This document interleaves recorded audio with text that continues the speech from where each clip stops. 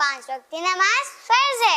फजर की नमाज के लिए जगाना सुन्नत है। रमजान के रोजे फर्ज हैं। आशुरे का रोजा रखना सुन्नत है। हज अदा करना फर्ज है।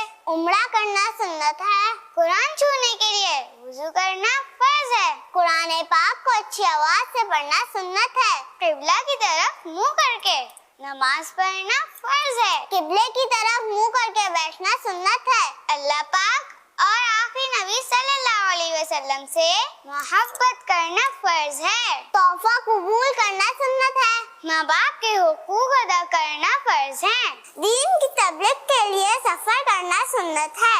गुस्से का इलाज करना फर्ज है।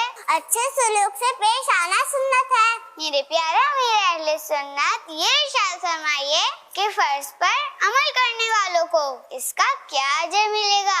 और ये भी बता दीजिए कि नबी पाक सल्लल्लाहु अलैहि वसल्लम के अलावा और किन शख्सियत की सुन्नतों पर अमल करना चाहिए।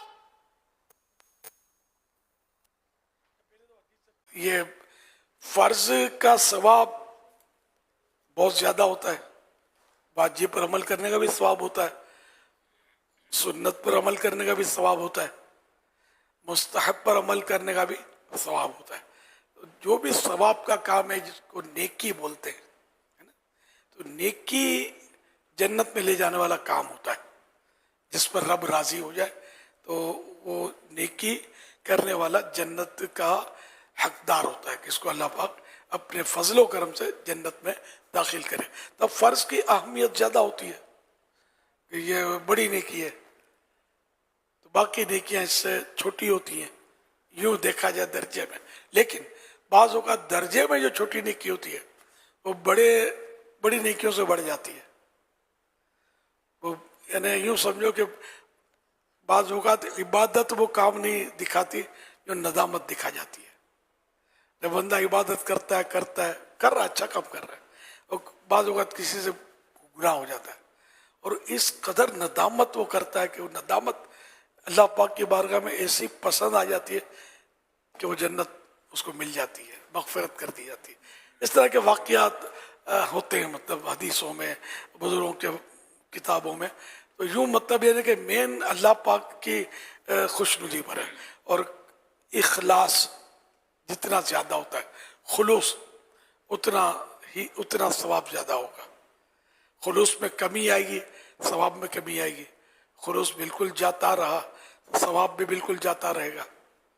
खुलूस वो होता है कि अमल सिर्फ अल्लाह के लिए करे, कोई दुनिया का लालच ना हो, किसी बंदे को अपना गिरविदा ना बनाना हो, उसको मुतासिर ना करना हो, उसके दिल में अपनी इज्जत ना बिठाना हो।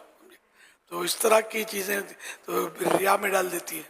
इज्जत बनाने के लिए अगर अमल करता है, इबादत या कुछ मिलेगा इसलिए करता है तो ये रियाकार है, जहन्नम का हकदार है।